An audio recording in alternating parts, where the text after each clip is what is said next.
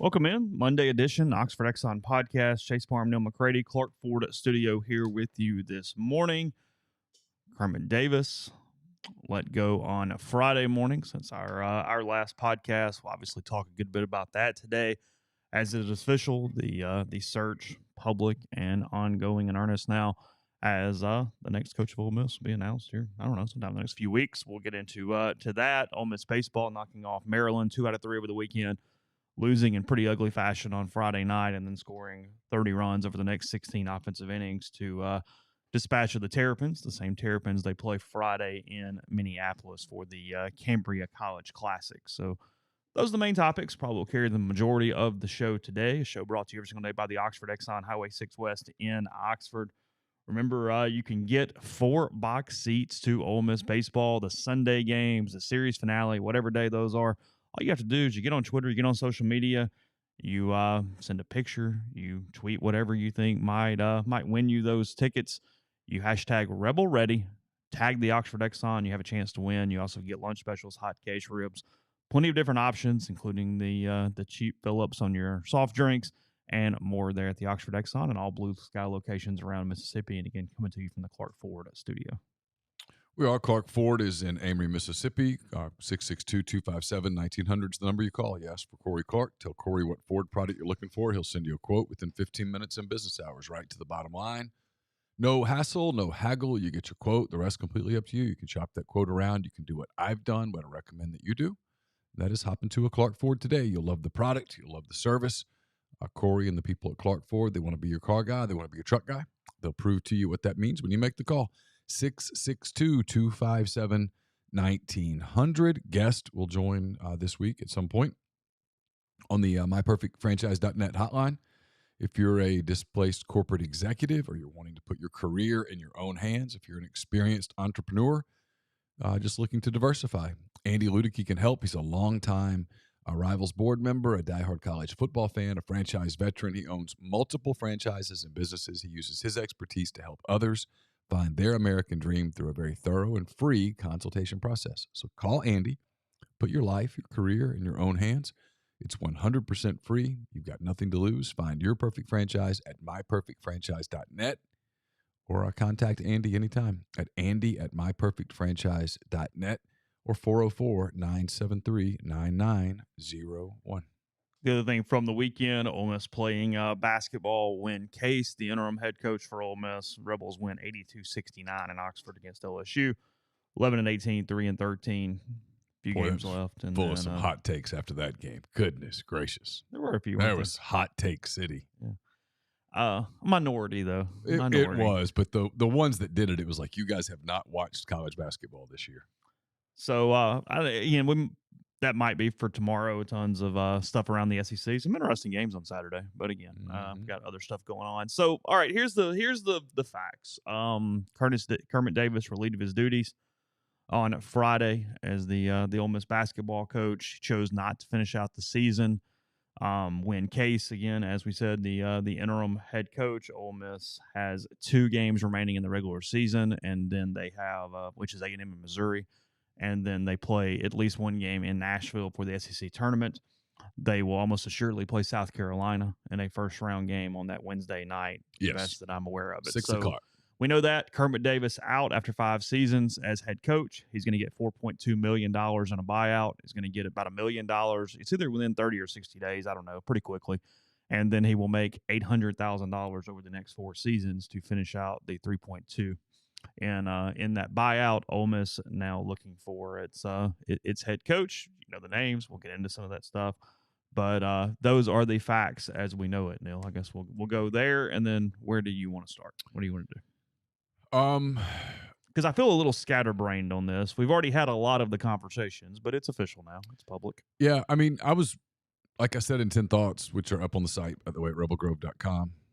If you want to follow the coaching search, we'll have it there. We'll be discussing it on the site throughout however long it lasts, whether it's a short search or a really long search. Real quick before you do that, I guess it is noticeable. Notable that Mark pointed out in the stream. Chris Holtman pledged allegiance to Ohio State in a press conference yesterday. Okay. Make of that what you will. Just throwing it out there. Said he and the chancellor were on the same page. He loved Ohio State, and he planned to remain in Columbus. Okay. Yeah, just again, the facts as we know it. Well, I mean, we'll get to, okay. We'll use that as a place to go as searches start. This is one of my not pet peeves. It's one of the things that I always want to talk about with searches. The people who want to do gotcha at guys like us with searches are the ideal place to do it, because what is true on a Monday in a search can be 100% true on Monday and completely different by Tuesday. Agents get involved. Vacancies are used. And if I'm Holtman and I've had a bunch of pretty solid seasons and now I've had a bad one, I want to make sure I've got some security where I am. Hey, I'd go to Ole Miss. I'm probably on Ole Miss's short list. I'd be a safe pick for Ole Miss. Let's solidify this deal with the Buckeyes a little bit right now. And that happens. So what is true on a Monday isn't necessarily true on a Monday night. Stuff changes in searches. Searches are fluid. Never understood why that word is funny to people, but searches are fluid.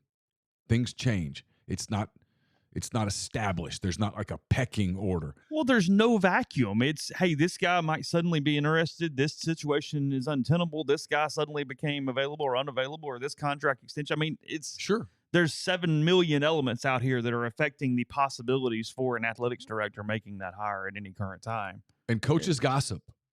Yeah. Coaches gossip. I mean, I've talked to coaches in the last 48 hours. Coaches gossip. Yeah, I mean, look, coaches are, the male version of Gladys Kravitz here. I mean, it's nosy and gossip and the whole deal. It's just stuff. So I wrote, I knew Friday was coming. I just didn't know it was coming on Friday. I was literally 2 minutes away from having one of the worst professional mornings of my life because I had intended on Friday to turn my phone off. I was going to turn my phone off and have kind of a mental health relaxation day. Mm-hmm. Carson had just left. I was getting ready to leave, and I got a text. And I was like, oh, my God. So I scrambled. Luckily, I had 2 columns that were written. They were just Dateline Nashville because they were going to be published. I always assumed Davis would finish the season. But here we are. We can talk about what went wrong with him. I wrote a little bit about that on Saturday night. Case summed it up incredibly well. Yeah, we'll do that, but that doesn't feel like right now. It doesn't matter. They just didn't win enough games. To Wynn's credit. Bottom line. They just didn't win enough games. We talked to Ronnie Hamilton about that afterwards, the LSU assistant who was here for 4 years. They just didn't win enough games. Ronnie had some interesting thoughts kind of after I turned the recorder off, so I'm going to be careful there. But there's a part of me that had always wondered, and he sort of intimated this, that maybe they had a little too much success early and didn't think this was going to be as hard as it was. That first season came pretty... But they never had success with their own players. Right.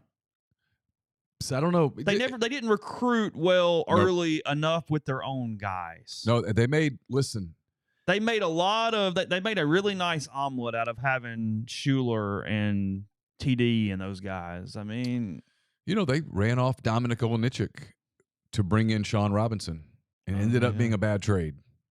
And sometimes you make bad trades. Anyway, so here we are. Case is the interim coach. He'll coach the next 3, and if you made me guess, I'd guess 4 games. They're actually playing fairly well right now. I could see them beating South Carolina and then losing to the 5 seed on Thursday, and that being that. And then after that, there's the same names we've been talking about for 2 weeks. In the coaching business, these are the names that are getting talked about as well. It's Chris Beard, the former Texas coach, and it's Will Wade, the former LSU coach. They both, as we've chronicled, have 2 completely different sets of baggage. We should not lump their baggage into one thing. No. One is one thing, and one is another.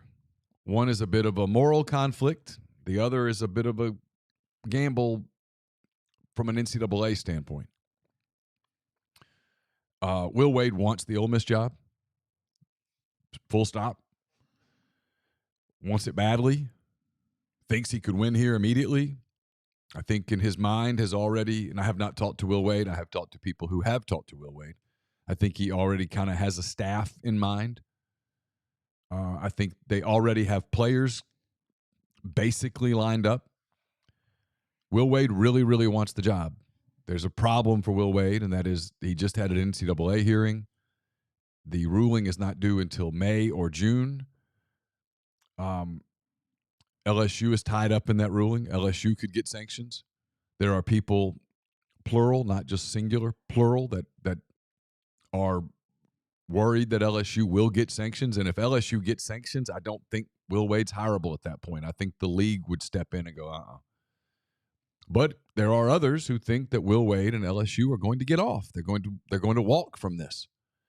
Meaning LSU might get some recruiting sanctions, like some visits taken away or some dead days or whatever, but that they're not going to get hit with postseason bans, and that Will Wade's not going to get a show cause, and that if he gets a show cause, it's essentially going to be time served, and that he'll be free and clear to recruit and be a head coach and everything by no later than the middle of June. And if you believe that, if you're Keith Carter and Ole Miss, and you believe that, he becomes very hireable, because big damn deal if he can't go off campus in April. Yeah. And then there's Chris Beard, who, if you talk to coaches, and I have, I'm not capable, Chase, of, I watch a lot of basketball, but I can't sit here and tell you here's who the top 10 coaches are in college basketball. I don't know. Sure. Among his peers, some people put him as high as top 5. Yeah. X and O coach, sure. Program runner. Recruits in a lot of different ways. Everything. Roster's very variable. Texas hired him 2 years ago. They gave him a 5-year, $30 million contract. They coveted him. He took Texas Tech to the Elite Eight, to the national championship game. He took Little Rock, which is not exactly a bastion of college basketball they won greatness. 30 games. 30 games in the second round of the NCAA tournament. He's a winner. He took Texas in year 1, a job that Shaka Smart never could kind of get going. He took Texas in year 1 to the second round of the tournament and was putting together a monumental recruiting class. He's available. He got arrested in December, got fired in January. Mm-hmm. The charges have been dropped. He's not facing a criminal prosecution. He's free and clear with the NCAA. He's not committed any NCAA stuff. You could hire him. You could hire him tomorrow. You could hire him today. You could whatever. Administratively, he's more hireable than Will Wade. Administratively, he's more hireable. Administratively. Yeah, sure. And then you have the decision that you have to make as it pertains to Chris Beard. And I do think it's a decision. I was told from someone who knows, who's familiar with his thinking, that it's a job he's interested in, and it's a job he would take, essentially, if there was nothing better to take. I don't think he is as gung-ho about it as Will Wade, but that doesn't necessarily mean anything. Look, that's one thing here, because I saw this post the other day on the board. Ole Miss is the SEC job open, thus Ole Miss is the job in play for these coaches. Sure. They want to coach in the SEC or in major college basketball. Well, they want to coach in the SEC or the Big Ten. Yeah. Those are the two leagues. Those are the premier leagues. I mean, we at some point this week, we'll probably talk about some of the ACC stuff that's happening, the Pac-12 stuff that's happening. Everybody wants to get into the Big Ten or the SEC. Those two leagues are going to expand further, and everybody wants to be in it. If you have any sense at all, you want to be in one of those leagues. Yes. And right now, there's one SEC opening. And there's a decent chance it's going to be the only SEC opening, although there is a chance that there will be another SEC opening not too terribly far from here. Yeah. And that fact has to factor into your thinking. About an hour and 45 minutes. That has to factor into what you think about. So we've had the Chris Beard debate. I suspect we're about to have it again. I guess real quick, if this goes in a direction outside of those two guys, and it is not simply that neither is tenable enough for Keith to make the hire, where do you even think it goes? Do you even think there is a third candidate that is a public thing right now? I have a suspicion, and this I think is based on what happened in the football search a few years ago, that there's somebody out there Well, that would make sense. that I mean, we come on. just don't know about. That Keith is very private in these searches. Sure. Yeah, sure. I mean, we did not know about Elijah Drinkwitz till it was already over. Yeah. I mean, I had him on the hot board, but I didn't think it was serious. So, I mean, I'll freely tell you, I don't know. Had someone tell me on Saturday night they thought Holtman to Ole Miss was real. Now, that was before Holtman made those comments, and it's very possible that Holtman is using the Ole Miss vacancy to shore things up with Ohio State. I don't know. Holtman, if you can get him, it's a safe hire. Well, a year ago, it would have been a sexy hire. Yes, I mean. And he's not – I mean, he hasn't completely forgotten everything about basketball in the last year. It doesn't appear so. He lost Malachi Branham was a lottery pick. They're not as talented this year as they were a year ago. I mean, if you want to put the spin on positively on Chris Holtman, that's it, is that he didn't suddenly become an idiot when it comes to college basketball. No, of course not. I mean, a very good coach at Butler. He's a very good coach at Ohio State. The question, he also has not won at an incredibly high level at Ohio State, and Ohio State is a better basketball job than Ole Miss. Yes. But now he's taken them to the tournament every year but one. Sure. And in 2020, they were tournament bound before we did all the COVID theater. Sure. So he's a good coach. Is he a great coach? Doesn't appear to be. He's a good coach. Would he be solid in the SEC? I think so. I mean, that's where I would put my $10 on a wheel if you told me it was not one of the other two guys that we discuss in more detail. Grind says it's Tom Crean to UGA 2.0, and that would be the fear. That would absolutely be the fear that you would have, is that, well, he couldn't win big at a place that people have won big. What makes you think he's going to win big at a place where people don't win big? And again, it could be a mid-major because last year there were 6 hires and 5 were mid-majors. Sure. Could absolutely be a mid-major. The norm is not going and taking somebody's coach. I mean, I've got a hot board up that's got a whole bunch of mid-majors on it. I mean, maybe it's Pat Kelsey. It does not appear to be Dusty May, and that was the name that we talked a lot about for 2 months. Here's the thing, and I wrote this on Friday, I guess it was, and I've written it numerous times. Keith Carter thought about this a year ago. Mm-hmm. On December the 20th, when Ole Miss lost to North Alabama, we all knew where it was headed. Keith Carter knew where it was headed that day. So it's not like this is on Friday he woke up and said, well, I guess I got to start thinking about coaching candidates. I mean, let's get real.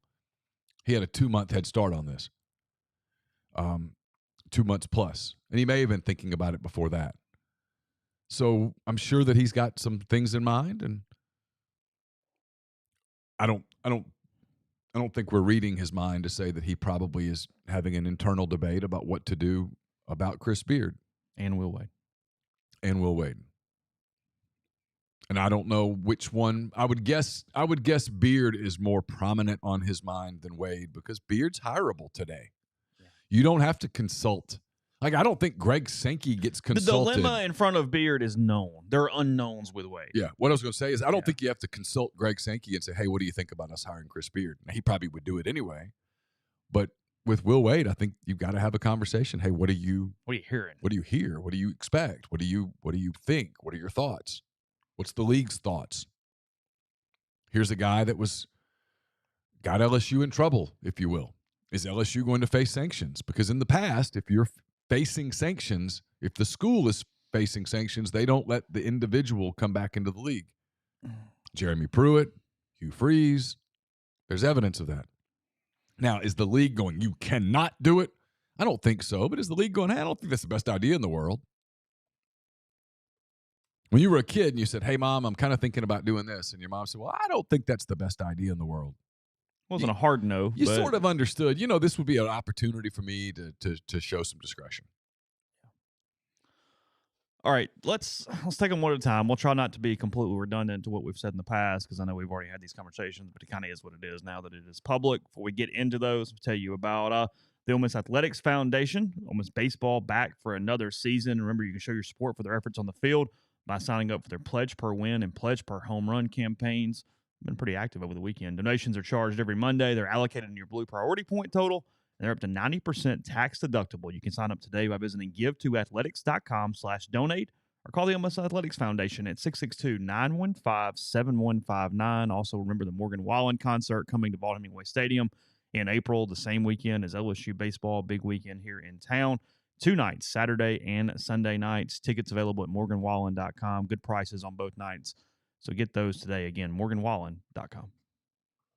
Walk On Sports Bistro puts everything they've got into bringing you game day with the taste of Louisiana. Dig into their mouth-watering, made-from-scratch Louisiana cuisine. Po' boys, gumbo, voodoo shrimp, plus fan favorites like juicy burgers, fresh salads, all in front of 70-plus TVs, 40-plus ice-cold beers on tap. You can also order online at walkons.com or on their convenient Walk-Ons app. If you're in Oxford or Jackson, visit the Oxford or Ridgeland location. Please make sure that you tell them you appreciate them sponsoring our content here at MPW Digital.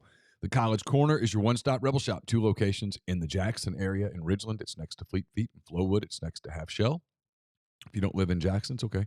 Go to collegecornerstore.com. Plus, you can find them on Facebook and Instagram. Largest selection of Rebel gear in central Mississippi.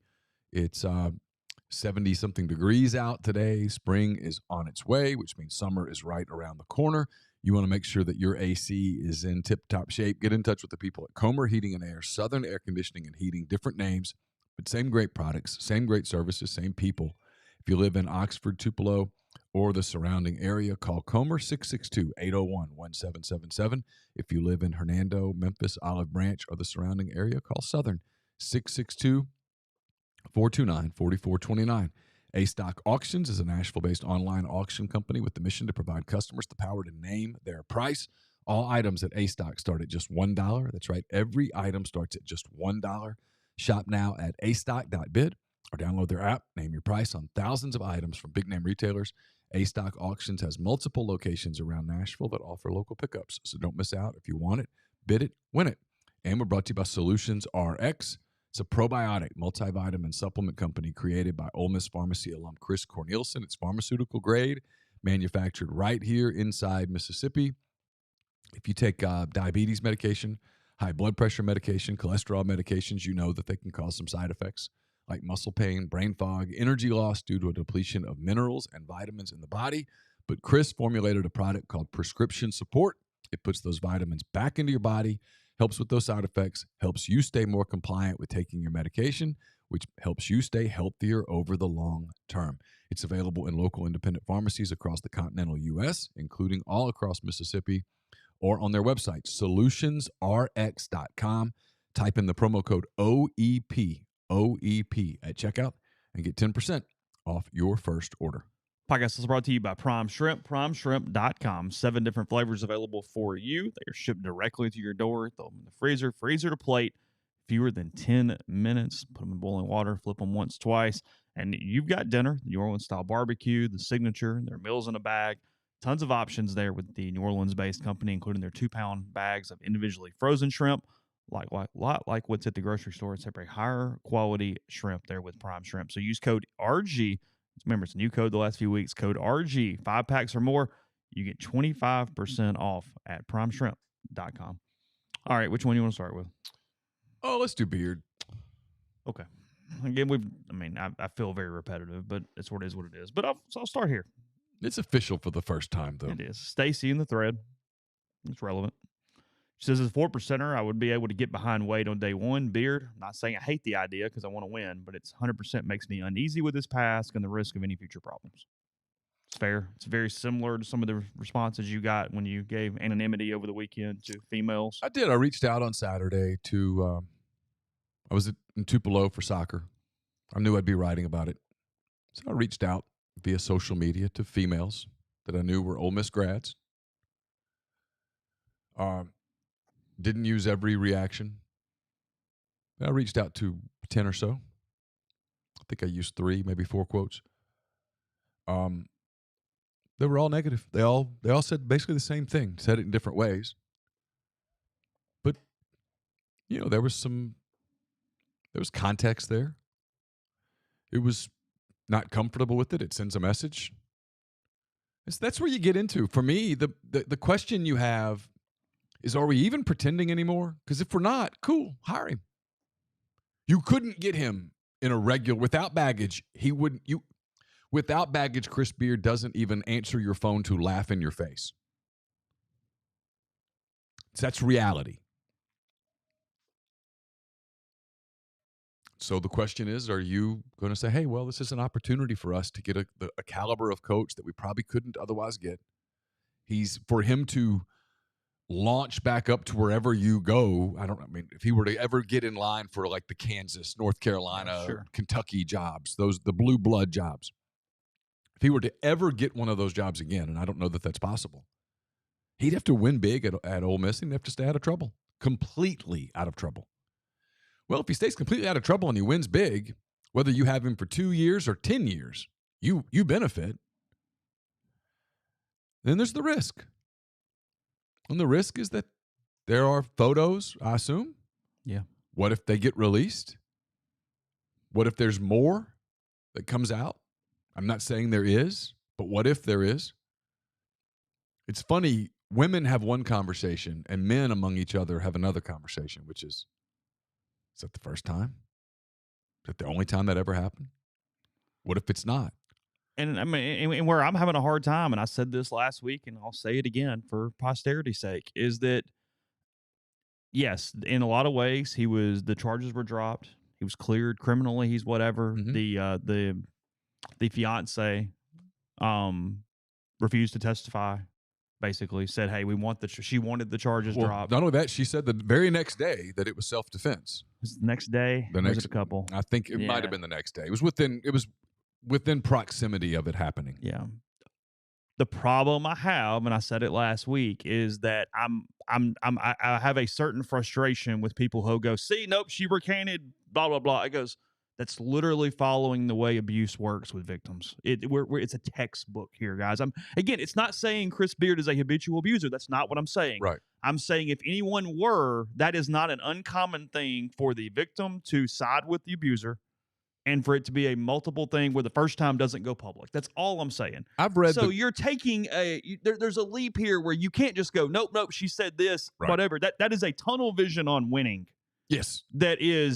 It defies human logic to how these situations work. Yes. The district attorney there dropped the charges because the district attorney did not believe that he could prove beyond a reasonable doubt without her testimony that there was abuse and that he was completely at fault and that he was the abuser. So he dropped the charges because that's his responsibility. Well, it's just almost impossible to do that if the victim will not testify. It's legally that makes no sense. Correct. So I'm not even sure you could get an indictment at that point. Yeah. That being said, I've read the correspondence that surrounded his termination between his attorneys and the University of Texas.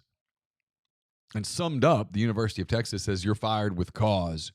He responds essentially through his attorneys but the charges are going to be dropped. And they respond with, look, if you want to bring this on, bring it. It reminded me of when Ole Miss fired Hugh Freeze, which is, you don't want discovery here. Stop. Probably don't want to take this much further. And so the question you have is, I don't even know, Chase, I guess it's optics. I mean, no, it's just, do you want him to be part of your program? I mean, it is optics. That's a very part of it. But because there's also a difference, and again, whatever. I feel like nobody's making this argument, so I'll be the one to make it. Is also, there's a difference. Okay, I mean, again, everybody's fought with a spouse. Everybody's done these type of things. There's two things here, and I believe both of these. One is, according to a lot of people around this situation, there's some volatility in the relationship, clearly because of this incident and all these things. Right. Frankly, in some ways, the fact that they're still together makes me nervous if I'm Keith Carter, of who says they don't just have a volatile evening and something turns into whatever in any way, because your second chances are gone from the standpoint of any little thing becomes a big thing because of the situation it is. And then call it optics, call it whatever you want. Most times if you're having an argument between a man and a woman, and the man is trying to de-escalate or whatever, and even if it becomes somebody's in your face, if it was, hey, she had some bruises on her arms. Again, maybe I'm nitpicking here, but you know where I'm going. Bruises on your arms, you push them away. You're going, hey, stop. You're holding her arms holding like, hey, get stop. Away, quit. And maybe you grip too hard and you cause some bruises. Once it becomes around the neck. Yeah. And we have the things of, however the police phrased it, of inability to breathe. Right. That's a different level for me that is different than I'm holding you off because I'm trying to de-escalate this. Even if I'm pissed off, once it goes to the neck, because there is an optics in a situation that is different. There's a defensive wound and there's an offensive wound, right? Yeah, I'm not sure that wound is the right word, but markings, whatever. Yeah, if a woman is angry at you and she attacks you physically and you're trying to stop her and you grab her arms or her wrist or her shoulders or whatever and you're holding tight, trying to like stop, right? Well, there's a chance that you grip too hard. And 100%. And maybe you leave bruising or marks or something on her forearms or her wrist or her hands or her shoulders or whatever. But I don't know that I've ever, in an attempt to stop an attack or attack something, you know what I mean? Yeah, an altercation. I've never had a physical altercation with the woman, so I can't speak to this, but I'm guessing that I wouldn't go for the throat.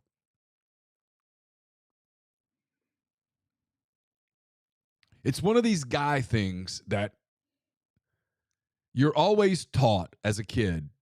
I was. My son has been taught this. You just don't ever put your hands on a female in that way. Ever. You just don't.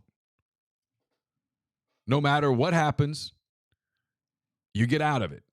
If it gets crazy, you get out. You leave. You get away. You don't do that. That's not on the menu, if you will. And so when it happens, I think those of us who've sort of grown up with that, we're very uncomfortable with it. Like, what happened? How did that happen? And I'm not passing judgment.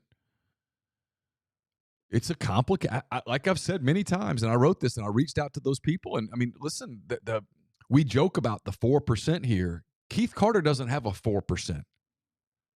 He's got a much higher percent. Oh, yeah. On 1,000 way. I mean, A, just fan base in general. B, decision making with ticket. I mean, everything. Yeah. It's I mean, how do you? This isn't, hey, the guy just listens to the podcast when he heads to the gym.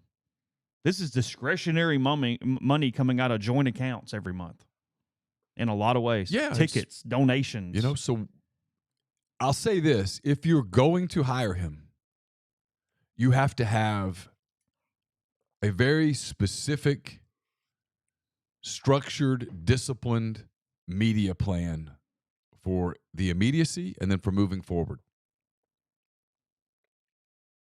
Because I think you can do it without it being a train wreck.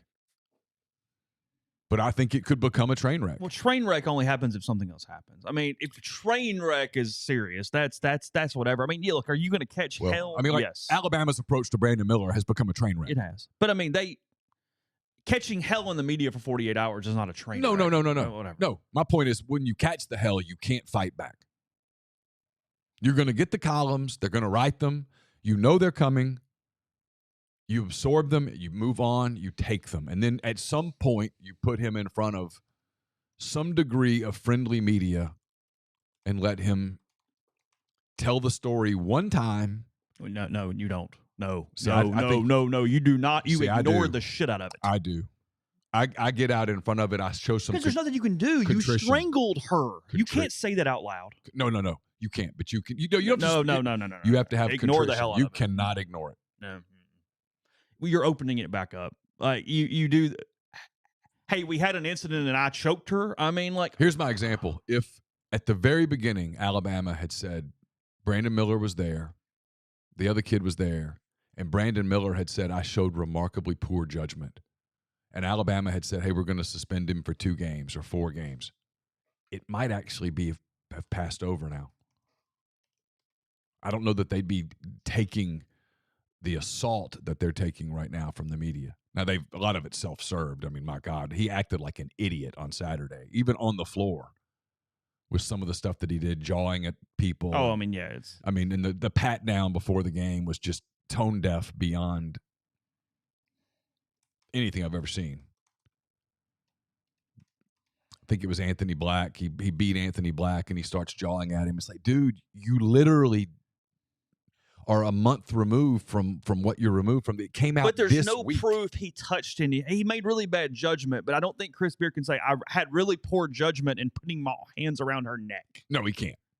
So it just... He can say, I wish we had not allowed that night to escalate the way that it did. Sure. But and that it's not going to, nothing like that will ever happen again. Go on record saying that it will never happen again.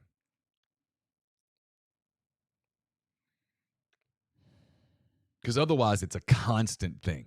If you approach it one time and say, I'll talk about it, and then this is the last time. But you can't talk about it. You can make one sentence. That's the problem. That's what's saying. And then you say, here's what I'm going to say about it, and that I'm not going to ever talk about it again. It's never going to happen again. And then you got to be a Boy Scout. And look, people say the message it sends is that all you care about is winning, and that it's about nothing but winning. That's absolutely the truth. And you have to be, are you cool with that? And frankly, you basically should be, because that's all it's about anymore. It's absolutely all about winning. It's not about anything else. Yeah, a couple people in the stream. I'm saying, yeah, if you want to make literally one sentence, but you can't talk about it. You can't have a conversation is my point. Because I misinterpreted. You said sit down with friendly media. You can't have a conversation because you get too detailed. You have to literally have one statement. Probably could do it with the right person. But it becomes even more disingenuous because you're intentionally not saying shit. You're going, but I mean, you're talking around of course, everything. It'd be propaganda. But, I mean, at some point, it's going to get asked.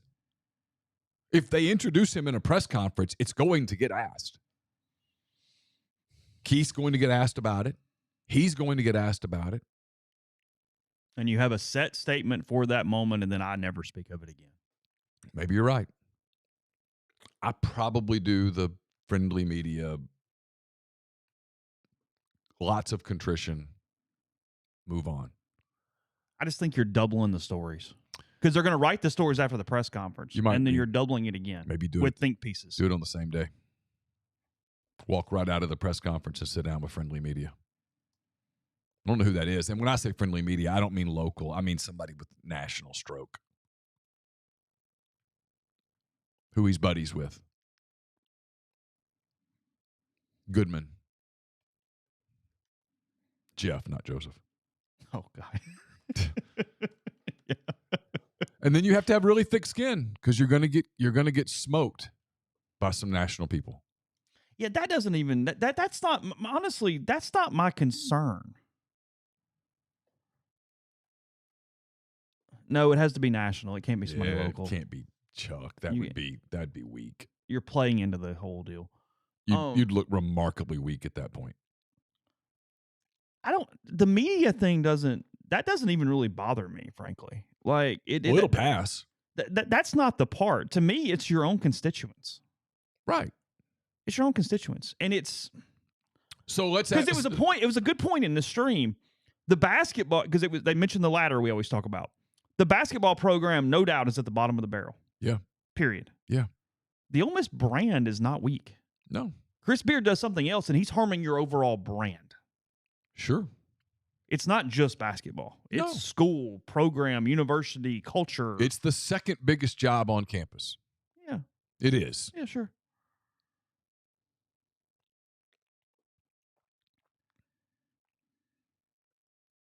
I mean, there's a real upside to it. I suspect with Chris Beard as the coach, you'd schedule better. I think you'd recruit better. I think you'd get better players. I think you'd win. He wins everywhere he goes. Oh, I mean, I don't know that any of that's even debatable. And that's kind of what it's all about. I mean, if I'm being consistent with my ladder analogy, when you're at the bottom, that's when you have no risk. You swing. To what you're aware of, you would hire Chris Beard. Pending my feelings after I sat down with him and her. And I'd have to talk to the people at Texas. I do want to know why Del Conte made the decision he made. I'd have to. I do feel like that's something that's maybe the most important thing that we don't 100% know, because they took their time. They tried to play it out and wait and see what happened, and they went, nope, not tenable. Yeah, and I don't know about that. They took their time. I think that was covering themselves legally. I think they made the decision immediately that he wouldn't be their coach. And for them, it was about brand. But let's be real now. Texas can go out and go big game hunting. Sure. Ole Miss necessarily can't. Not in basketball. And Chris Beard, because money is an issue, Chris Beard can't demand some crazy salary. I'm told consistently by people who know that both Beard and Wade, from what I've heard about what Ole Miss's budget probably is, that they would both come in underneath it. Okay. I mean, specifically with Will Wade, I've heard he would take a very small salary that was, and then very incentive laden. Very incentive laden, that if he won big, that he would obviously benefit from that. Would I do it? I don't know. I don't know. I mean, I'd have to. Would I do it? Probably so. Do I think Keith Carter would do it? I don't know. But I'd have to feel really, really good about the conversation I had. But now here's the deal. Here's the flip side, and this is important. Mm-hmm.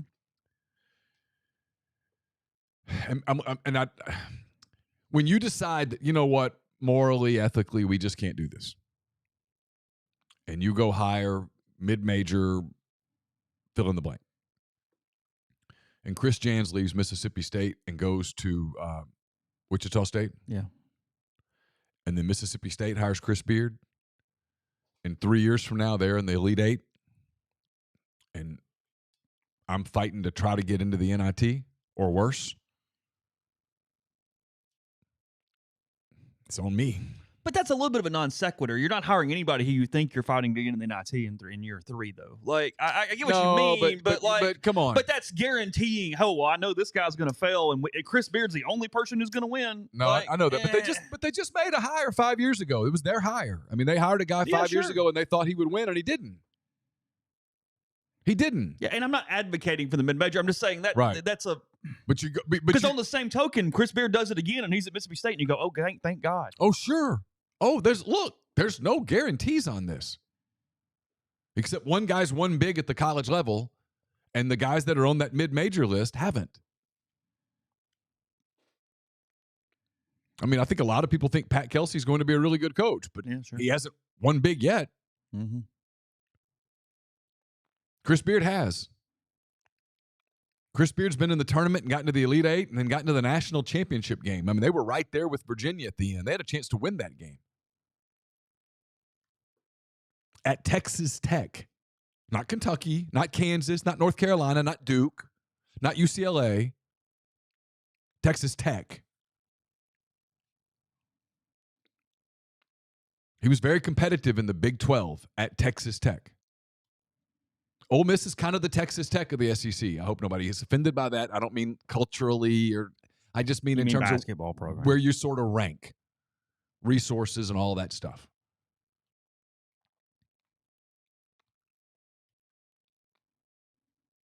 He did it at Texas Tech consistently. There's no reason to think he couldn't do something similar to that at Ole Miss, especially with the transfer portal at his disposal. But yeah, I mean, is it more than fair to say, hey, so the very first time that they had a physical altercation was the first time that this? So look, maybe it could be. Yeah, don't know. But is it fair to wonder? Sure. And again, I'm not crazy advocating against it. I'm just pointing out things here that. Oh no, I mean, like I told you before, I could do it. I'd have to have a. And look, I do think it's more possible today than it was 2 weeks ago. I do too. I honestly. Oh, I think it's real. Yeah, I do too. I'm not sure that if we had the big board up, that's not where I would put my money today. I think it is right. Depending on where the odds were. I think it probably is where I would put my money today. Yeah, I think so too. I think you've got to go to wherever they are, and you've got to sit down with them. You being Keith Carter or Glenn Boyce or both, probably both. And I think you have to have a long visit. No, I really don't have a problem. Like, if they hire Beard, I'm not offended at Grind. I'm really not. I'm just. No, I'm not offended. There's a segment that's just simply not even focusing on the other side. I'm going, hold on a minute. Like, you have to weigh. This is not. Well, look, Keith Carter. It's a little bit of it's not even a frustration, but what I'm noticing is some people go, oh, God, if they don't hire Chris Beard, I'm out, and it's an easy decision. No, it's not an easy decision. No, it's a very difficult decision. Yeah, no. You guys are toe-tunneled. You're not. There's. Will Wade's the easy decision. Yeah, and we'll go there next. I mean, he's the easier decision. Chris Beard's not an easy decision. Yeah. Because, look, I'll say this, I know we got to go to a break, but Keith Carter is out in the community. Keith Carter has to meet with constituents. Keith Carter meets with with the people that they try to raise money for, right? Yeah, sure. I mean, he's got people that are they have to go out and raise capital and all these things. And you have to be comfortable looking those people in the eye and going, it's going to be okay. Yeah. I did my due diligence. It's going to be okay. The donor who's pissed. You're worried. Yeah. This is going to work out. You've got to be willing to say that to people. You can't be like, well, hey, look, we're going to see what happens. Yeah, no, that's not the answer. No. You got to be able to go, You got to put them. your stamp on it. You have to. Yeah. And so that's where it gets different when you're the one making the hire. So when you ask me, would you do it? It's easy for me. And I say this all the time. I don't go anywhere. I don't see anybody. I don't answer to anyone. I've talked about it with my wife. And she's like, I'm all over the place on it. At the end of the day, you're if you were the AD, is what she said, and I think she's right. If you're the AD, your job ultimately is twofold. Raise money and win. It is one, to hire people who will win, and two, to hire people who will help athletes, forget student athletes have the best experience possible. Yeah. Safe, sure. Winning, healthy, all that stuff. Yeah. That's your job, to protect the athletes who play for you across the board. You don't want to put monsters in the building that are going to, for example, you don't want to be the one that hires the Michigan State women's gymnastics coach, right? Sure. And then it's your job to win. Your job is to win. Yes, and I mean, look, you're right. No matter who it is, if the hire fails and Chris Beard or Will Wade win somewhere else, it's at least there's a connectivity to it that you will be connected to. There's no doubt about that. So we'll shift to Will Wade in a second. Johnston Hill Creamery, johnstonhillcreamery.com. They make all their cheeses locally and in-house every single day, 662-419-9201. Cheese at johnstonhillcreamery.com. Charcuterie boards, catering, grazing tables, workshops, and more. They've got a really cool video on their Instagram page today about how they put all their charcuterie boards together. So to check out their local products they have right there off Molly Bar in Oxford. It's on White Oak Lane. Again, great house mustards, great sauces, great things there with Johnston Hill Creamery. Again, 662-419-9201. Still have time to take advantage of the Dead Soxy BOGO winter sale, even though it doesn't feel like winter outside right now. At least not here. It might where you live. When you buy 2 sock bundles, you get the second bundle 50% off, or you get a free pair of socks with any single pair you purchase. To get the deal, just put any 2 bundles or any 2 pairs of socks in your cart and apply the code Rebel Grove. If you've got bundles in there, it'll take 50% off the least expensive bundle. If you've got 2 pairs of socks in your cart, it will make the least expensive pair free. So head over to deadsoxy.com, stock up on this incredible winter sale. As always, stay soxy. My 10 weekend thoughts, we've referenced a couple times. They're brought to you by Game Changer Patches. They're the only 2-patch system available in the market to stop hangovers before they start. The warm-up patch is used before or while you drink. The overtime patch is used after you've been drinking to recover while you sleep. The all-natural ingredients will keep you in the game. Ready for your next play? GameChangerPatch.com, promo code RebelGrove20 at checkout for 20% off your purchase. ACS, Automation and Control Systems, LLC, is owned by my friend Clay McNutt in Baldwin, Mississippi. It's a complete electrical control system solution provider, a Rockwell Automation recognized system integrator. They have a full-time dedicated emergency service and troubleshooting staff and a UL 508A panel shop. They can service and install Rockwell Automation, Allen Bradley, Siemens, ABB, Square D, and many other manufacturers. Just get in touch with them. Go to acsllcms.com. or call 662-601-4381. And we're brought to you by Lamons, 1126 North Lamar Boulevard in Oxford. Lamons Fine Jewelry has been serving Oxford for about 3/4 of a century. Whatever your jewelry needs may be, from engagement rings to children's jewelry, collectibles, and more, it's the gold standard in fine jewelry. Visit them at lamonsfinejewelry.com or call them at 662-234-2777. And we're brought to you by Pinnacle based in Jackson, but they've got clients in more than 20 states, advisors in multiple states. They provide detailed, specialized investment management, financial planning, retirement planning for individuals and businesses, and much, much more. It's mypinwealth.com, MYPINN wealth.com. Podcast is brought to you by G&M Pharmacy, 2222. They deliver locally in the Oxford area and the Upper Med scene. For your prescriptions the same day each month and take care of you. One trip to the pharmacy, one delivery, and you have everything you need when you need it with G&M. They also will transfer your medications easily. Leave the big box pharmacy. Let your community pharmacy help you out. That's G&M. One call, they take care of the rest. 662-236-2222. Just seeing here, we're not spending 10 seconds on it, but Anthony Clarko, Ole Miss's first baseman, definitely avoided a crazy situation. I just see Kendall reported a second ago. Northwestern is 0-6 overall, and their pitching coach, their hitting coach, recruiting coordinator, and director of ops all stepped away this morning, leaving only the head coach with the program. It's a bad meeting. It's not ideal, is it? Be an interesting practice this afternoon. Be a very limited practice this afternoon. Got one dude hitting some fungo out there. I mean, be like Little League. Might be where you just take the day. Yeah. Hey, guys. Okay. See y'all tomorrow at 4. Today's the off day. Yeah. I know we got the midweek against Illinois, Chicago, or whatever, but we'll supposedly, yeah. I don't know. Anyway, all right. Will Wade. Any of you guys ever coached first base before? Where's David Brandt when you need him? Yeah. Will Wade, as you basically set it up in the preview.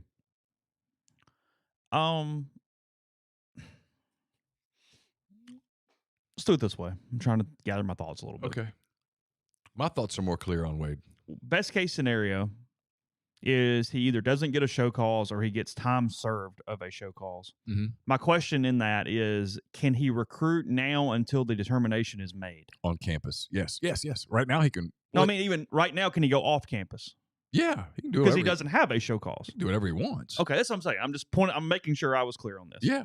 If you hire Will Wade tomorrow, he could recruit normally tomorrow. Yeah. Pending a show cause coming down. Sure. Okay. If a show cause comes down, he can still coach. The thing he can't do is go off campus for recruiting. Right. But he can recruit on campus. Because basically, if you make a mistake, they throw the book at you. Yeah. And that's kind of how that works. But he could send the assistants out. That's what Bruce Pearl did. Your issues with hiring, because we'll go through it. The negatives to hiring Will Wade are, I guess there's 3 if we just want to go completely with all of them. It's he builds everything off of recruiting, and can you recruit to Ole Miss the same way he recruited LSU? That's a question you have to ask. All right. 2, what is the show cause if he gets one, and can you gamble on that without knowing 100%? Because I don't know if you ever know 100%. Things happen, things change, things are weird. I mean, sure.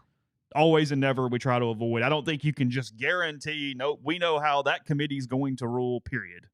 True. That feels tenuous. It's gamble, sure. To say at the least.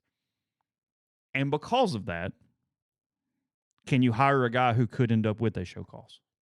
Is that doable for a program in this level of roster building need? That if Will Wade got a 6-month or a year show cause, could you make that okay? And I mean, hardly anybody. I'm not, but honestly, I kind of go, well, can you? I don't know. I mean, maybe. Depend on his staff. Who is his staff? Feels pretty certain Bill would probably be on his staff. Unless he got a show cause. Well, fair.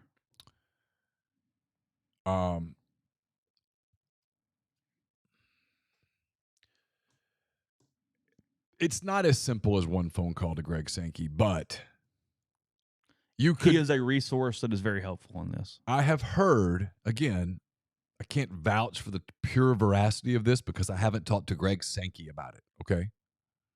I have heard that Greg Sankey is perfectly fine with Will Wade coming back into the league. I have heard that Greg Sankey was somewhat frustrated with LSU for the way they handled Wade, suspending him, bringing him back, then firing him. All of that stuff. And I've heard from multiple people that the hearing in Dallas went really, really well. That a show cause is unlikely, and that if there's one, it will be one that is, pardon the pun, just for show. And if that's the case, he's really hireable. He's 40 years old. He's super motivated. He wants the Ole Miss job. Not just wants to get back into the SEC. He wants to coach it all. He wants to coach against LSU. He wants the job. He wants to recruit against LSU. He's recruited well everywhere he's ever been, and multiple people tell you that he would bring players. Period. He doesn't have off-the-court baggage. Had someone say he's Gus Malzahn. He's just a junkie.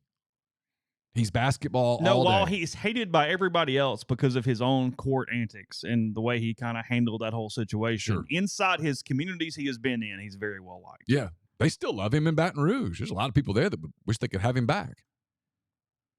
So the whole punchable face thing and all that stuff, whatever. I mean, so what? No, he was like, from that standpoint, he's the epitome of, yes, he's a complete asshole, but he can be my asshole. Of course. Like, I mean, there's a lot of that. There's a lot of that in coaching, right? I mean, Tuscaloosa loves Nate Oates. Yeah. Lots of other people don't like Nate Oates. I mean, Auburn loves Bruce Pearl. There are other people that look at Bruce Pearl and like, I can't stand that guy. Mm-hmm. Buzz Williams, Eric Musselman. I mean, other people hate Eric Musselman. People in Fayetteville would lay down on train tracks for him. So that who cares?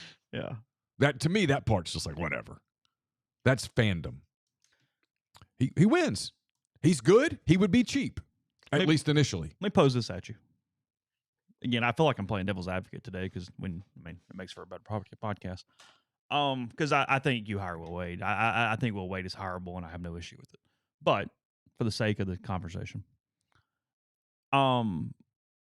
Will Wade, not even about whether you want to call it insubordination or anything you did, but he has made a career of this, of basically, and look, a lot of people like this, thumbing his nose at the NCAA and going, I'm doing whatever I want. Sure. Have at it. I'm breaking the rules. I'm public about it. F you. It's more than fair to say this, not to interrupt you, but where you're going, it's more than fair to say, yes, today you can throw a boatload of cash at a player. You can make a strong-ass offer to a player today, and it's cool. But then it was against the rules, and he did it. My point is, right. is it an isolated thing of, because there's two ways. This is what Will Wade did. That is now legal. Okay, sure. Will Wade went 140 in a speed zone. Is he going to do that now with whatever the new thing is that's 140 in a speed zone at a place that is still kind of hung up and nervous about the NCAA? There is scar tissue in the Ole Miss program regarding the NCAA. Sure. So are you hiring a coach that goes, okay, I'm going to literally, and I'm being facetious and hyperbolic, I'm going to be the one that drives the cash over for the NIL myself. You know what I mean? Like, are you hiring that guy? Here would be a fair scenario. Now you can throw money at kids through your NIL. You can have Walker Jones and but I'm sure there's a way to break the rules. But what I was going to say is, but is he going to go, okay, well, you know what? Now that I can do that, I'm going to go tamper like hell. Right. I'm going to go get in a plane and I'm going to fly to wherever and I'm going to meet with the star forward at Wisconsin and offer him a boatload of cash. Yes. Because you can't do that. Yeah, that's what I'm saying. Do you find the next thing? And I don't know. I mean, again, that's the Will Wade concern for me. What does Keith Carter make? $1 million? Yeah, give or take. That's where he's got to sit down with Will Wade in this scenario and go, I got to know. What are we, what am I going to deal with here? Yeah, are you going to be this dude? I think the I didn't talk to Joe Oliva can be explained away by legal stuff. My attorneys told me not to speak. And I realized that pissed off LSU, but my attorneys were looking out for me. And there were people at LSU, College Temple, who were not looking out for me. And I had to be careful. I had a family to feed. I get that.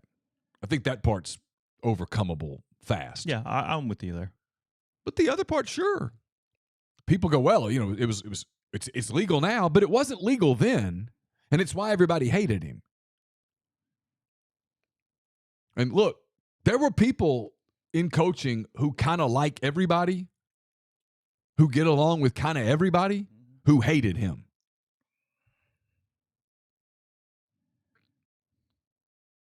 Because they felt like you said, hey, we're all on the interstate, right? I mean, you're on the interstate. You're going 70, it's a 70-mile-an-hour speed limit, and you're rolling down the road 79. And you're passing a few people, and a few people are passing you. But when the asshole goes flying by you at 110, you go, that's dangerous as hell, you jackass, right? We all do. It's amazing how well the speed limit thing has stayed as a good metaphor for recruiting. That's been a lasting one there. It's been steady. It works. But he was going 110. He was flying. Now, he wasn't the only one. It wasn't like he was by himself in that lane. He was the most public about it. Yeah. Well, I mean, Sean Miller was pretty public. I mean, he had company. Sean Miller's rejuvenated his career at Xavier. And that's the other thing. To this point, everyone goes, well, they're going to get hit hard. And I said this to somebody the other day, and they were like, you're right. The IARP, that arm of the enforcement arm of the NCAA, has yet to hit anybody hard. I mean, they've yet to do anything other than like pull out a pillow and go here and kind of hit you on the bottom a little bit with it. Is it at least a topic of paranoia if you think they would hit you harder than some people because of the history? Would you at least worry about that? I don't know. I mean, I'm just talking about when you're in the room, does somebody raise a hand and go, we sure? I think if I'm in the room on that, I'm like, I don't know. You know, we didn't exactly put together the most consistent defense against that the last time. I mean, if you go back, if you're honest about it, right? I mean, there were. They could do something stupid that would make it where you have to fire him. Sure. They could. I mean, Sure. they're not, but Right. they could. Sure. Hey, Will Wade has a 2-year show calls. Okay, well, he can't be my coach. I got to fire him tomorrow. Yeah. And I guess at that point, you just go, okay, well, I will say this. One of the things that is key to mention here, Ole Miss went 4-14 in the league last year. They appear destined for 3-15 this year. I mean, so yeah, what? at best 4-14. Yeah, so you go 2-16 in the league next year? Okay, so what? What's the difference? I mean, what's the difference? From that standpoint, if you ended up having to, hit the pause button for a year, okay. Go find somebody else to coach, figure it out. I don't know. Beats me. My gut, Chase, is that you could get some assurance that if he got hit, it wouldn't be that hard. Because well, you're begging for time served. Let the NCAA claim a little flesh, and you move on with your day, and we all. Maybe there's 2 months on it, or maybe there's going to be his first 2 games at Ole Miss. He can't coach. Whatever. Get a pound of flesh. Yeah, go beat Charleston Southern and move on with your day. I have a suspicion, and I could be wrong. And if Keith Carter told me, no, Neal, it's not how it works, you're wrong, I'd say, okay, how about that? I learned something new today. I have a feeling that Keith Carter could talk to some of the people, or Glenn Boyce, or both, or whatever, could talk to the people involved in that and get some fairly strong clue as to what's coming. Because they've had conversations. I mean, the NCAA moves at the speed of a sundial, but you have a feel for it. Xavier had a pretty good clue that Sean Miller was going to be cleared. I mean, Greg Christopher has admitted it as much. Yeah. He called colleagues. Ole Miss people remember that name. He called colleagues and basically knew what was coming. He did. You could. So I think it's accurate, yet somewhat disingenuous for Ole Miss people to go, well, you just don't know. You just don't know what the verdict would be. And maybe I'm wrong. I just have a feeling you could probably get someone hand you some tea leaves. Yeah, I'm guessing. I could be completely wrong, and if I am, I'll come back. If someone corrects me today and reaches out and says, "Hey, that's not how it works," I will correct myself tomorrow, and we'll move on with the conversation. I'm man enough to admit that I was completely wrong, and I'm admitting right now that I could be, but I don't think I am. Yeah. So. Logic tells me I'm not. Yeah. So that's the Will Wade case. We'll mention Will Wade probably every day between now and he either takes another job or Ole Miss hires a head basketball coach. But there's your amuse-bouche for today as we move forward with that. Wow. Podcast brought to you in part by NeSpark, NeSparc. 2 packages, the Ignite, the 100 Mbps, or the Blaze, the 1 gig that powers the Clark Ford studio. Your hometown team bringing you world-class broadband. That's NeSpark.com. 662-238-3159. Phone service, parental controls, network security, a wireless mesh extender for those who need that extra step. The best internet in Lafayette County, as well as parts of Union and Pontotoc counties for those who previously did not have internet. 662-238-3159.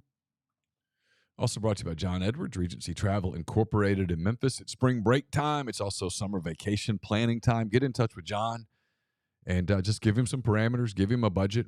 He will help make a special trip, one that creates a lifetime of unique memories.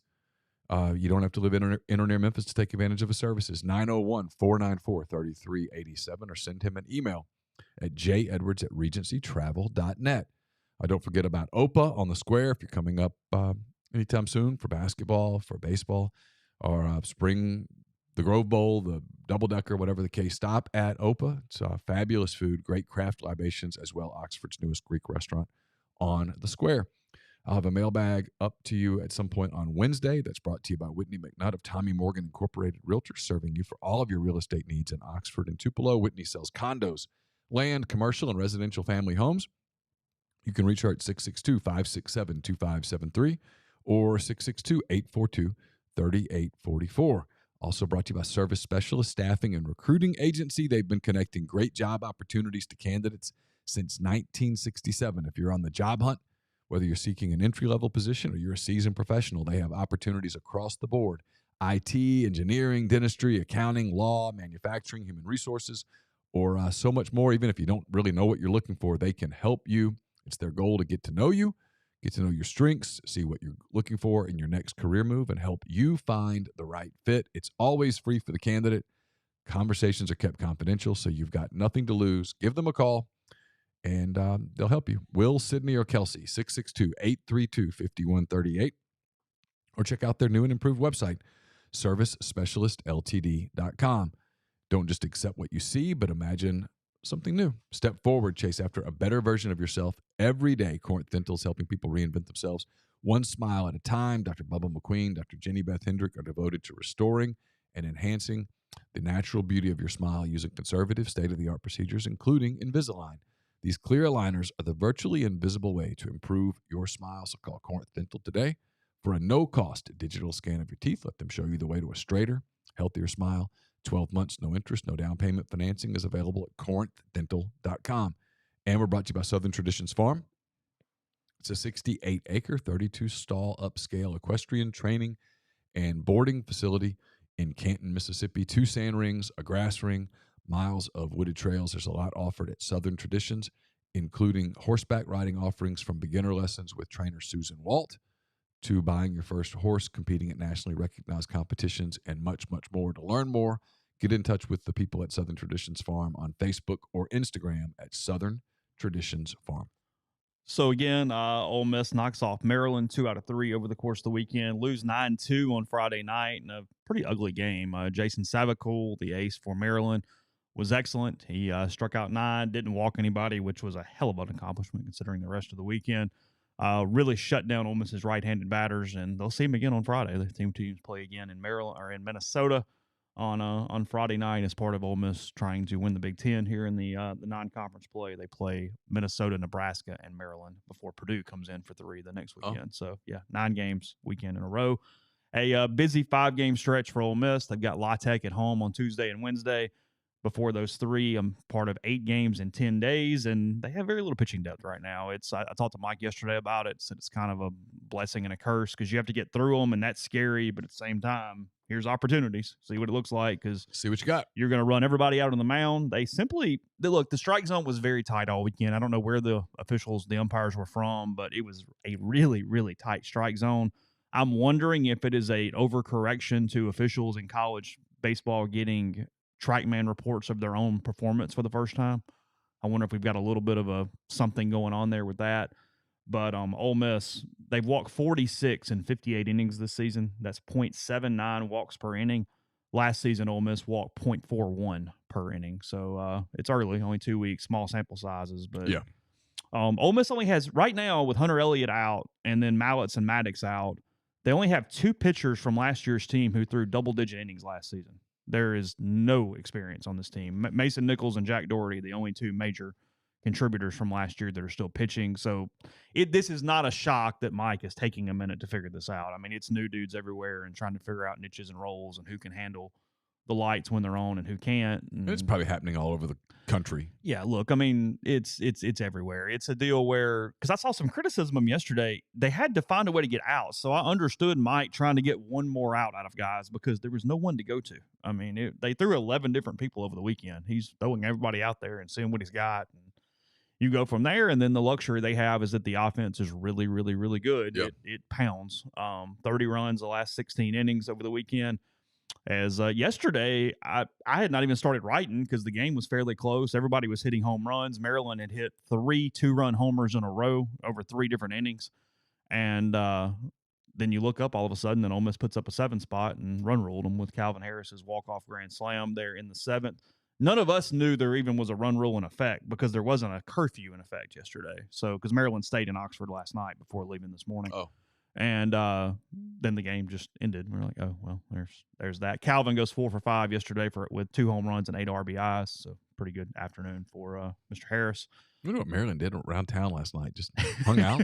I don't know. Stayed, were they at the Graduate or somewhere? Yeah, usually that's the play there. I don't know. Yeah.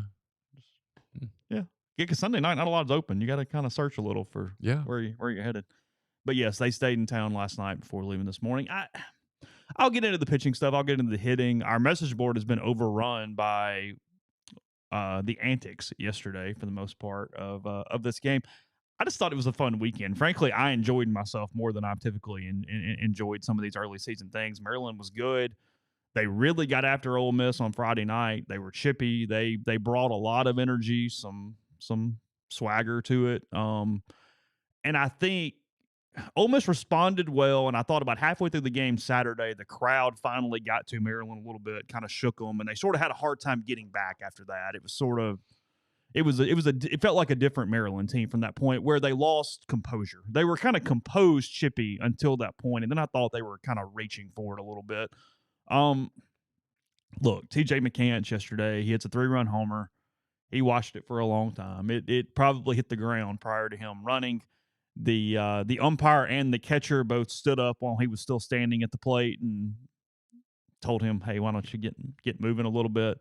TJ turned back around and said what appeared to be some pretty unnice things to the catcher. Mm-hmm. Got around the field. When he got to home plate, the catcher was still frustrated, still chirping at TJ. The umpire stood between them, made sure he stayed in front of the catcher as TJ rounded the plate. Ole Miss kind of came out on the steps. Kim Balderman was a long way out on the steps. And you had a second there. You went, this thing's got a chance to get real combustible fast here.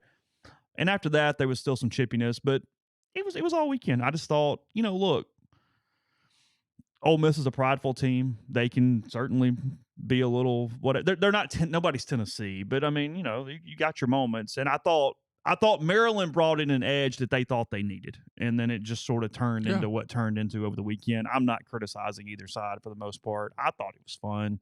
TJ stayed there a second or two too long. The catcher defended his pitcher. Did what he's supposed to do. It was fine. Nobody threw a punch. It wasn't Tennessee where that jackass, he hits a home run, they review the home run, say, okay, yes, it did go around, and then he bat flips after the review. Yeah, it's like I can't wait until they're eliminated at the end of the year. I'm how the Dolphins do their champagne? That's my champagne, is when Tennessee gets eliminated in June. Because go ahead. If you stand there as long as TJ stood there, as a catcher, you've got to defend your pitcher. And I know people are like, I don't understand it. Well, there are just unwritten rules that you have to follow. And as a catcher, you have to defend your pitcher right there. Even if you think the pitcher, you can't believe he threw the ball where he threw it, you still have to go, hey, take off. Yeah, get moving. That's your job. And so the people that are jumping on the catcher, if it were your catcher, you'd be for it. That's just fandom. It's fine. Funny, though. I do love this part of it, and that's where they're right. The pitcher can strut around and talk like hell, and that's sort of accepted. But then he gets stood up, and the pitcher looks like he wants to go. So hold on a minute. There's an uneven celebration to this. You know where I am on all this. I am old school on all this. I hate the pitcher strutting around the mound. I hate bat flips. I'm saying if the pitcher wants to strut, then okay. Sure. You get the whole bat flip, bud. Go ahead. Yeah. But then the catcher still has to say that. He can't sit there and go, hey, you know what? You really hit that one good. That was a great flip.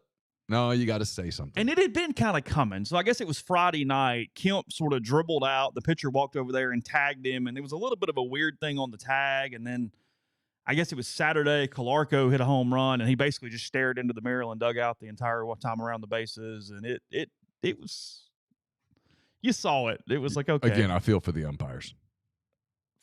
Friday night's got a chance when they get on a neutral field to. If there's some carryover. Yeah, there's going to be some Minnesota fans in the game just having a good time out there at the U.S. Bank and going, God, why are these two teams all frustrated with one another? Yeah. They don't know each other. No, Yeah. They've spent a weekend together. And look, well, here is something, and it's true for Ole Miss. You're the defending national champions. Mhm. You're getting this every week. Go ahead and get ready for it. got Arkansas bullseye. State was doing it. Arkansas State was chippy as hell on Tuesday night. You got a bullseye on your back. Yeah, so just Of course. get ready and deal with it. And bring your own energy. I mean, frankly, we'll see. Yeah. Well, I mean, you're going to have a target all year. Yeah. Is what it is. TJ had a bad week. He got back. He hit a home run. He stood there for a minute. Okay. Sure. It's all fine. What I pointed out yesterday is my favorite part of baseball, because this happens, is you'll have all this chippiness and they'll want to fight each other. And then like 5 minutes later, they're just kind of laughing. Like there was a review on something yesterday, and Calvin Harris was at second, and he was basically just holding court with the entire Maryland infield, and they're yucking it up and laughing and talking and hanging out. I went, yeah, okay. It's gonna be all right. It's all fine. The people get all worked up. I'm not a big bat flip guy. I'm just like if I were a player, I would be probably pretty boring. If I hit a home run, I'd put the bat down and run. The Barry Sanders hand the ball back to the official and move That's on me. with your day. Yeah, because I don't. That prevents it from escalating back towards you. A, I don't want to get thrown at. Yeah. And B, if my teammate is like, here's my problem, and you and I have talked about this. If I'm the guy hitting behind TJ McCants, I'm kind of like, hey, let's go. Because he's frustrated now, and it's my face standing there. Do they throw at TJ Friday? Probably not. If it were big leagues, yeah. Yeah. Sure. Then there's a way that you do that. And both sides go, okay. There's a place that you hit people. Yeah. And there's a place. Hit him in the hip, and we all move on with our day. There's a place that you don't, yeah. Or you throw one behind him to go, hey. Yeah, because you know when that all happened, the ump went, oh, God. Oh, for sure. Are you kidding? The ump's like, oh, it's a powder keg. All it takes is one person to go. Yeah, pitcher, please don't throw at this guy right now. Please don't throw at this guy right now. Yeah. Please. Well, that's actually sort of where it started. Ole Miss couldn't throw a strike, and they hit like 4 Maryland dudes. And then like a couple of the Maryland guys like almost took steps out toward the thing. It's like, have you watched him pitch? Like they can't throw strikes. They're not hitting you on purpose. Right. There's runners on first and second with nobody out. He didn't hit you on purpose. He's not trying to load the bases. Jesus. We're in the jackpot here, Terry. Yeah, right. Exactly. Terry, our ass is in the jackpot, Terry. We didn't get our shot. Yeah, you did. You just got your shot. That was your shot. Yes, Ginger. Neal would be Jacob Gonzalez. Yes. He just goes about his day. Yep.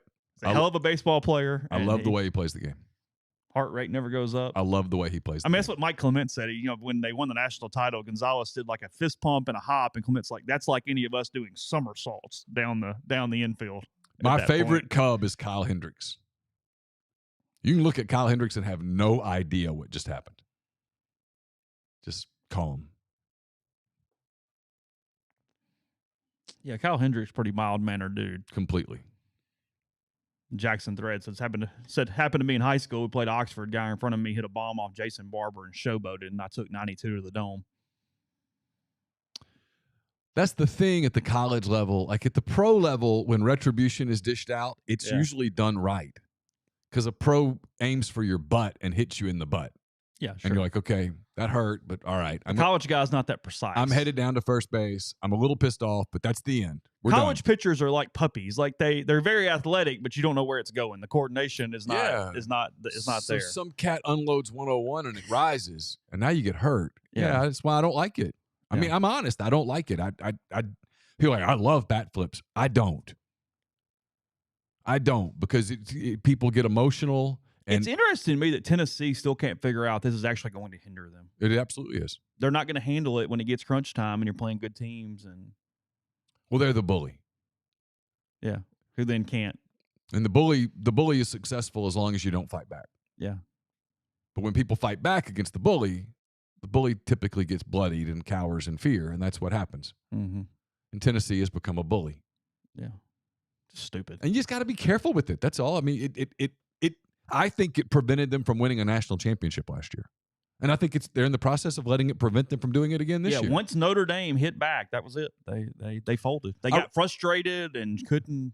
I wrote this in 10 thoughts. I haven't watched everybody yet. I think I've watched like 8 or 9 of the SEC teams at least once. Mm-hmm. And Tennessee plays the game differently than the others. Everybody. And everybody has different styles, and you can tell different teams have different levels of edge. But like Texas A&M has a certain edge to it, but it's not like that. Vanderbilt. Yeah. But Vanderbilt is one of the edgier teams, and yet they're nothing like Tennessee. Ole Miss, Arkansas, Mississippi State, Alabama. I've seen all those teams. None of those teams, all those teams play with different levels of edge, but nothing like that. Nothing like that. Vanderbilt tries to affect you with their edge, but they're not this radical, just craziness that Tennessee does. No, and Texas A&M tries to impact you with pace of play. A&M tries to impact you with some of the antics, but the antics aren't aggressive. No, they're trying to put you to sleep. And so, yeah, it's like you get irritated at Vanderbilt. I don't know how I want to punch you in the face. You get like, you want to go. Stop with the damn calisthenics quit. And just get on with the day. Will you get off the damn field? Yeah, right. There's a difference between that and, you know what, we're ready to go. We're ready to go. And you know, like, I don't know, that's what I notice more than anything, is that it's just so completely in another category by itself that they can't figure it out. Yeah. So we'll see. We'll talk plenty more baseball as the week goes on. Again, 5 games this week, 4 o'clock on Tuesday and Wednesday for Louisiana Tech. I have not looked to see how Lane Burroughs and his guys have done so far this season. I don't know. But yeah, whatever. It's fine. I don't really matter. Doesn't care. Frankly, Ole Miss is in the point where they might just want to throw one of these because they got issues with trying to find a way through 45 innings. Well, you might have an arm just eat one for a day and go, good luck. Here's the ball. I need 70 pitches, and it is what it is. As I have said many, many times, you're not losing this thing in February. So I mean, if you go like 0-8 or something, you can harm yourself. But the 30 games that are going to matter the most, they haven't started yet. Yeah. So it's like, I'm sure there were SEC teams that lost games over the weekend. It won't matter. Yeah. So, all right, more podcasts to you tomorrow. We'll continue the Ole Miss basketball coaching search conversation for anything that becomes relevant between now and then. Baseball and a lot of national stuff I actually kind of want to get to. We just didn't have an opportunity for that today. So that and more coming up. Have a good day. RebelGrove.com in the meantime, and we'll talk to you then.